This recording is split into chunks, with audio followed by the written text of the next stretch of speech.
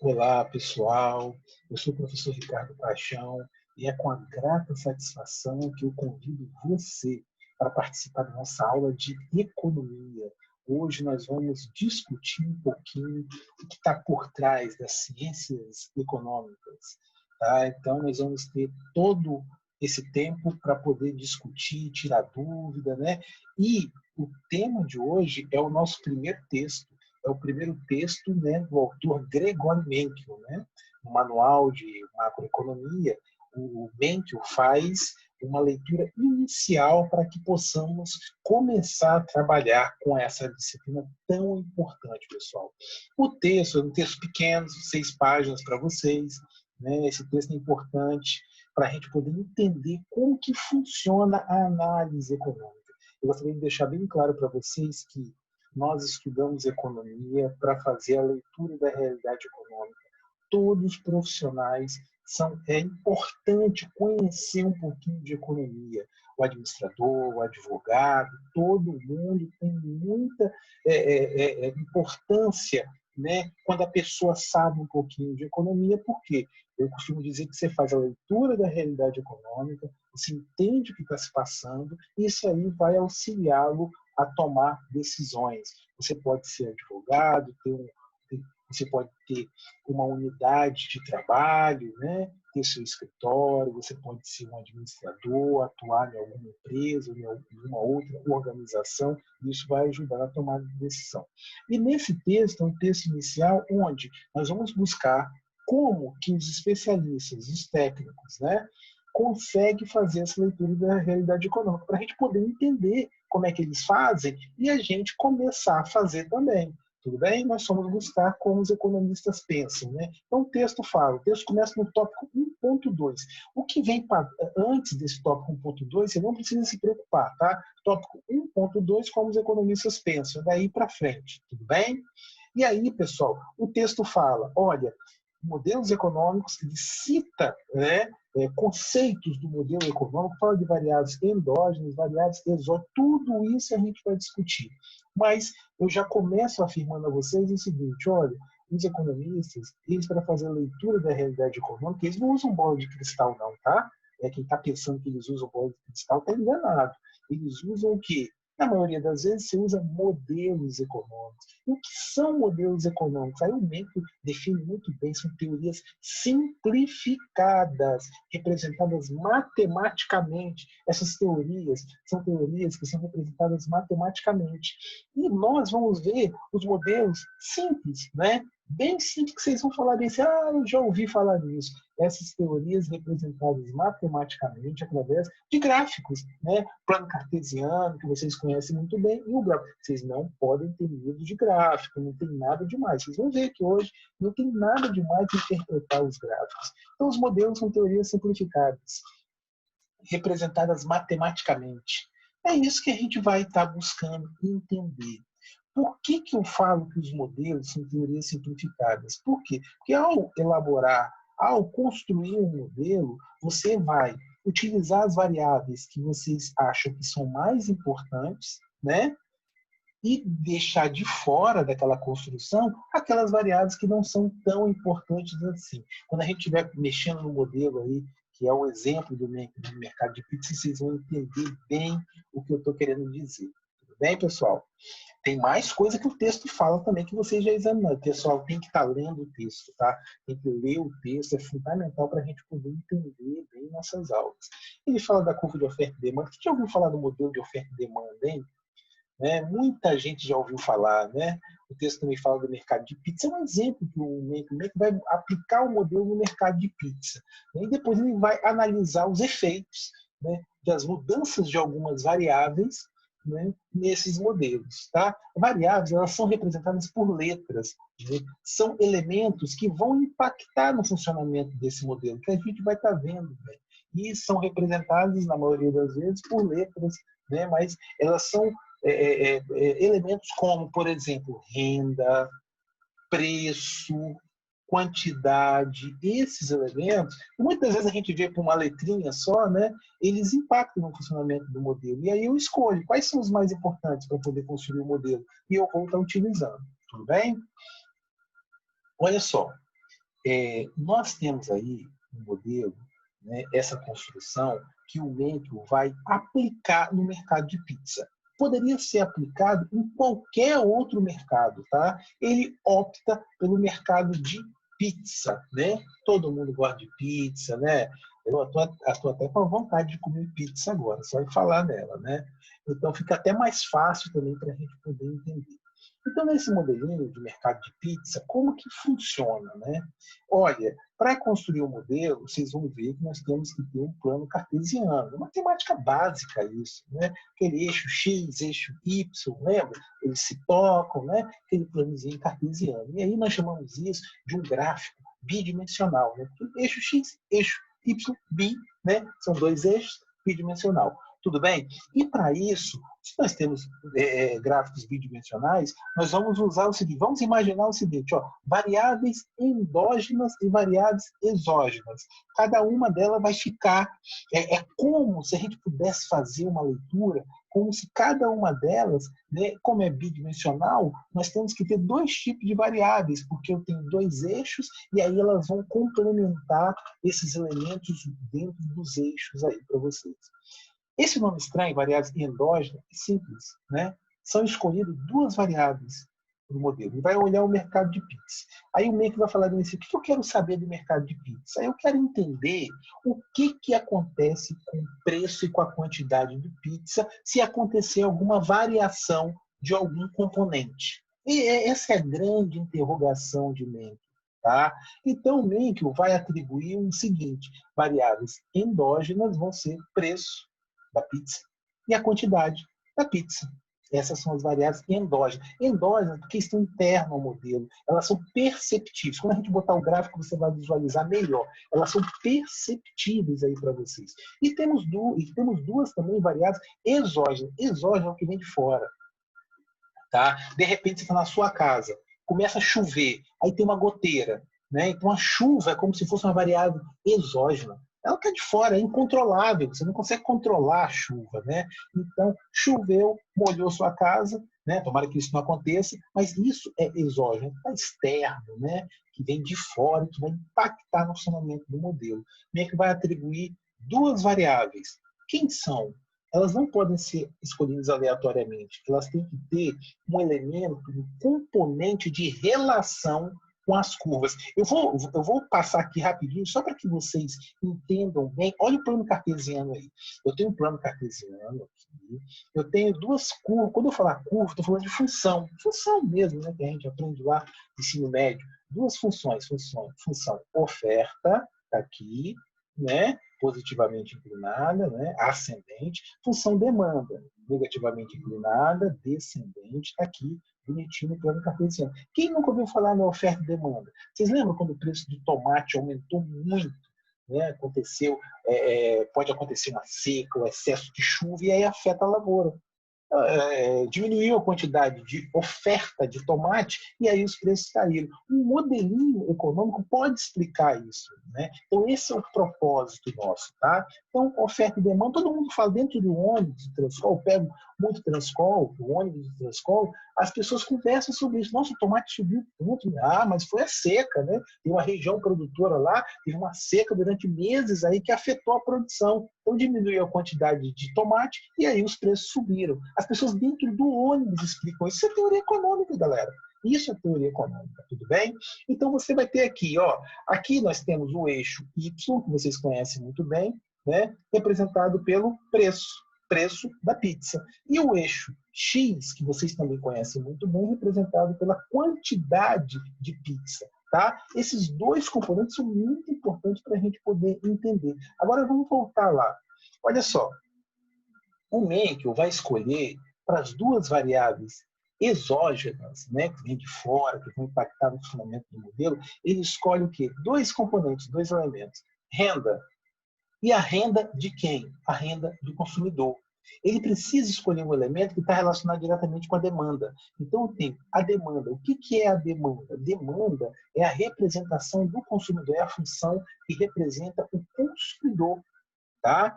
Então, quando eu falo, aumentou a demanda, né? Aumentou as pessoas que procuram adquirir, absorver, né, um determinado produto. Tá? Então, por isso que a demanda é a representação do consumidor. E eu tenho outro componente, que é a oferta. A oferta é a representação da empresa, do produtor, do empresário. Tudo bem? Então, a renda, se ela for uma renda do consumidor, ela vai estar relacionada diretamente com a demanda. O consumidor é representado pela demanda. Tá? Se eu escolher a renda que está relacionada com a demanda, o MENCO é muito esperto, né? Ele vai escolher uma próxima variável que tem que estar relacionada com a oferta. Por isso, né, nós estamos analisando o mercado de pizza, ele vai escolher o quê? Um insumo, né, uma matéria-prima da pizza. Qual é? O queijo. Ele escolheu o quê? Poderia ser outro, poderia ser presunto, poderia ser outro componente, mas ele escolheu o queijo. Tudo bem? Por quê? Porque o preço do queijo é um insumo. Está relacionado diretamente com a oferta. Né? Então, se o preço do queijo alterar, vai impactar na curva de oferta.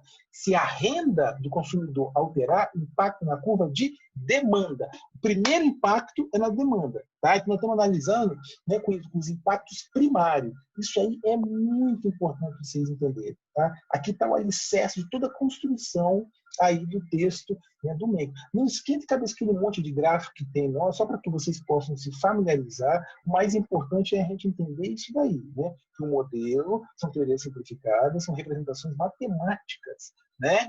Então, né, através a gente vai construir o modelo dentro do nosso plano cartesiano, vendo aquelas funções que vocês conhecem muito bem. Tá? E para construir o modelo, eu tenho que ter dois tipos de variáveis, endógenas de um lado e exógenas de outro. As endógenas são o quê? As internas, elas são perceptíveis. As exógenas são as externas, elas não são perceptíveis, eu não consigo visualizar no modelo essas variáveis, só que elas impactam. Eu optei por elas e elas vão impactar. Agora, vamos ver como que isso vai funcionar. Você deve estar pensando assim, meu Deus, como que isso funciona? Pessoal, todo esse material aqui eu retirei do texto do MENCO, tá? Que vocês receberam aí.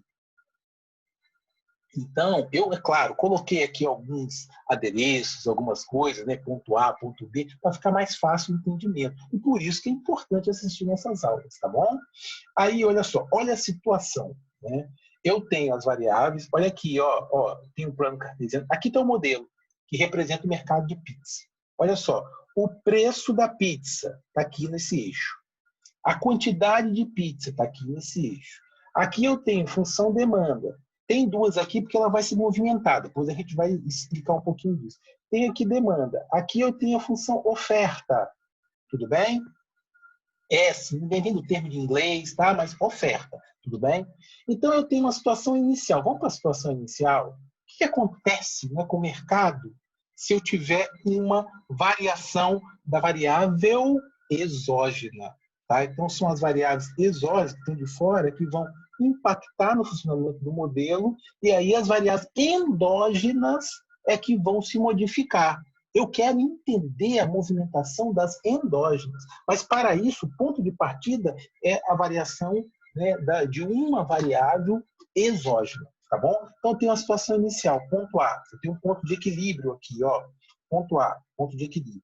Nesse ponto de equilíbrio aqui, ó, vocês podem ver, ó, oferta, toca a demanda, eu tenho preço de equilíbrio e quantidade de equilíbrio. Tá?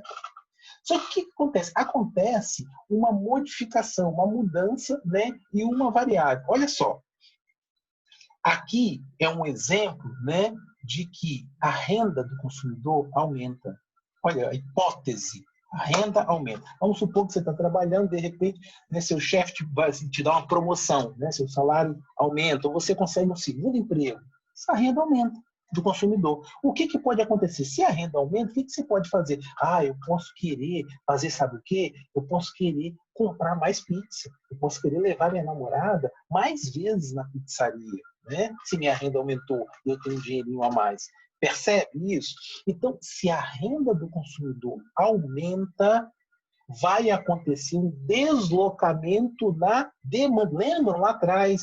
Renda relacionada com a demanda. Se a renda do consumidor aumenta, acontece um deslocamento da demanda. Olha aqui o deslocamento. Nós chamamos isso aqui de deslocamento para a direita. Tá? É para a direita, um pouquinho para cima, mas se você ficar para a direita, fica melhor para entender. Olha a setinha representando o deslocamento. D1, D2. Então a demanda sai daqui, vem para cá, tá? Isso provocado pela elevação da renda do consumidor.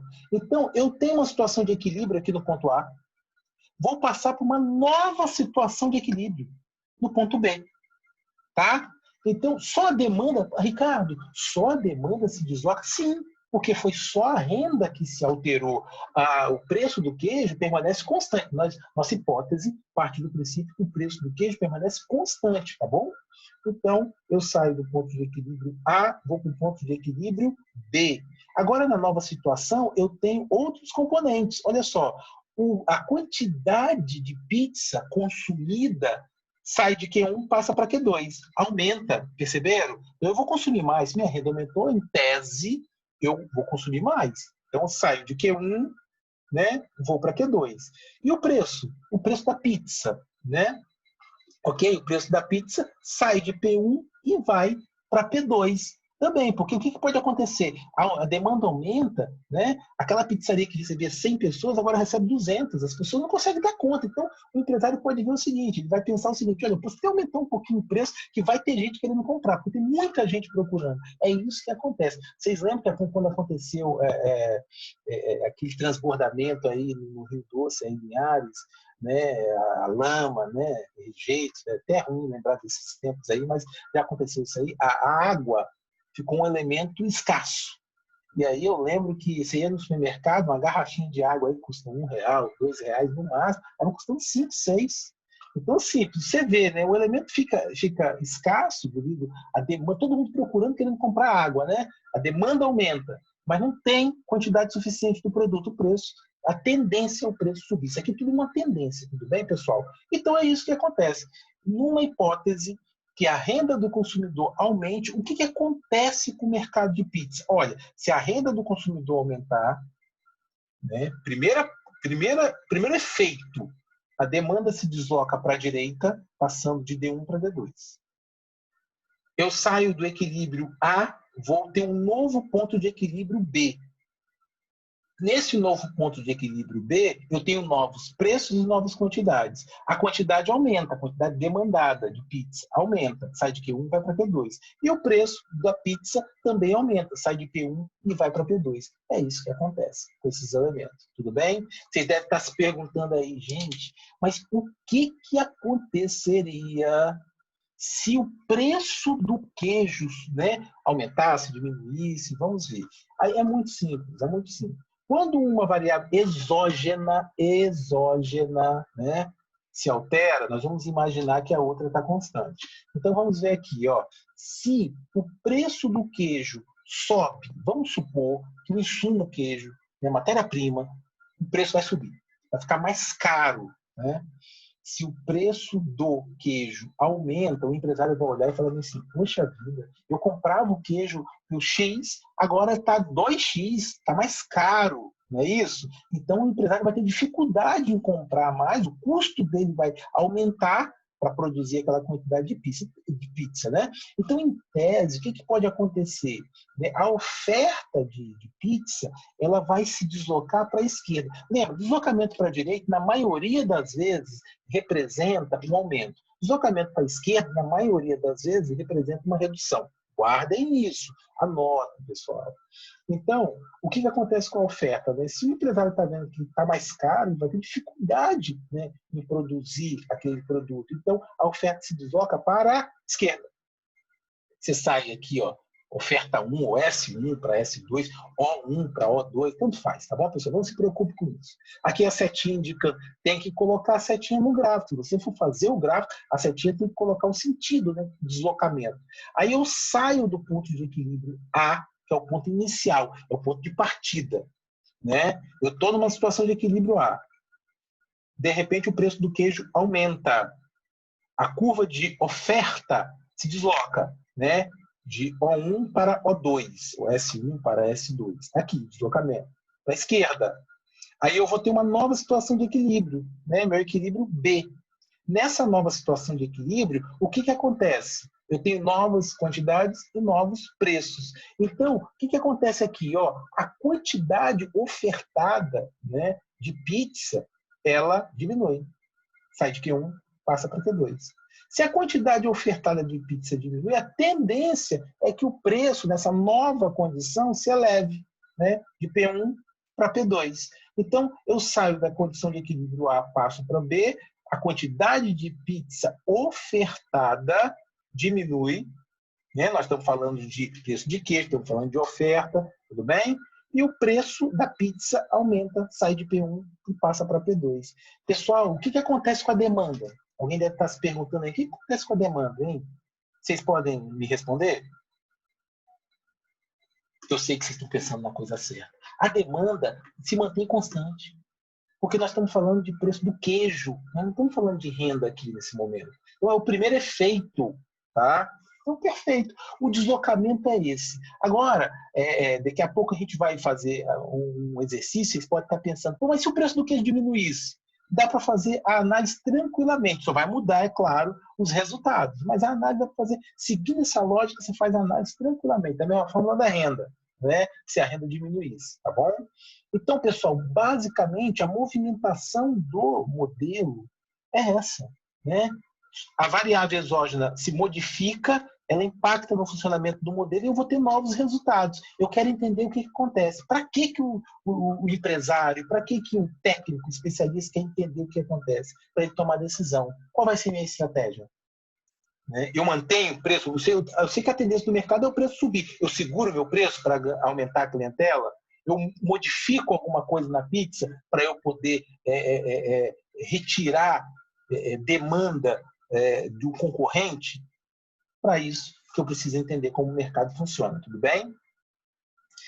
E aí, pessoal, o texto é pequenininho, né? A última parte do texto, o autor, o Mencken, fala o seguinte, ele toca num ponto importante. Olha, o modelo, eu falei para vocês, para construir esse modelo, nós estamos utilizando duas variáveis, né? Endógena e duas variáveis exógenas. Só que pode ter um monte de variáveis. Vou dar um exemplo de variável exógena. Poderia ter um monte aí, né? Preferências, minhas preferências. De repente eu gosto de um determinado tipo de pizza. Só que eu não estou utilizando essa variável aí. Eu uso duas, porque os nossos gráficos são bidimensionais, ele tem uma limitação. E o modelo ele é simplificado. Lembra do conceito? O modelo é simplificado. Ele não tem condições do modelo, você compor esse modelo com todas as variáveis que existem. Ele não consegue funcionar, ele não roda, não dá um resultado satisfatório. Então o modelo é bem simples, ele utiliza duas variáveis exógenas apenas e duas endógenas. Tudo bem? Então o Mencken fala, mas essa limitação, isso pode provocar uma falta de realismo desses modelos econômicos? Será que esses modelos eles não atendem, né, às necessidades? Ele faz o questionamento e ele responde. A resposta do Mencken, qual é? Vocês lembram? Depende. Depende qual o propósito. Olha, o modelo realmente ele tem sua limitação, ele é simplificado. Mas, se o objetivo de quem está examinando o modelo é entender o que acontece com a quantidade de pizza e com o preço da pizza, o modelo atende perfeitamente. Agora, se quem está examinando quer explicações mais complexas, aí o modelo não vai entender. Não vai atender, desculpem. Ok, pessoal? Então, depende do propósito e do objetivo. Aí ele dá um exemplo, o autor dá um exemplo lá. Olha, se eu quero utilizar um modelo para entender por que uma cidade que tem uma pizzaria apenas, né, o preço médio, né, o preço da pizza, ele pode ser mais caro do que uma outra cidade que tem 3, 4 pizzarias, o modelo não vai explicar isso. Isso é complexo demais para ele. Tudo bem? Mas se eu quiser saber o que acontece com o preço e quantidade da pizza, né, se uma variável exógena se modificar, o modelo vai atender perfeitamente os nossos anseios. Tá? O autor fecha o texto tocando nesse ponto que é muito importante. O texto termina na palavra, se não me falha a memória, bom senso. Tá? É antes do ecletismo da macroeconomia. Ali para baixo vocês não precisam se preocupar. Tá? Então, se eu não me engano, a palavra é bom senso e finaliza antes de ecletismo da macroeconomia, que isso aí a gente não vai ver agora. Tudo bem, pessoal? Esses são os pontos mais importantes do texto. breve nós vamos ter aquele encontro presencial para que vocês também possam tirar dúvidas. Aguardem o exercício para estarem fazendo. Pessoal, é importante assistir as aulas, tá? Assistam as aulas, anotem as dúvidas aí, que a gente vai ter aquele momento que a gente vai tirar dúvidas de vocês, tá bom? Estudem, não deixem a matéria acumular, anotem as dúvidas, que é assim que vocês vão avançar no nosso curso, tá? Um abraço para todos vocês, tá? E continue estudando com muita animação, tá, pessoal?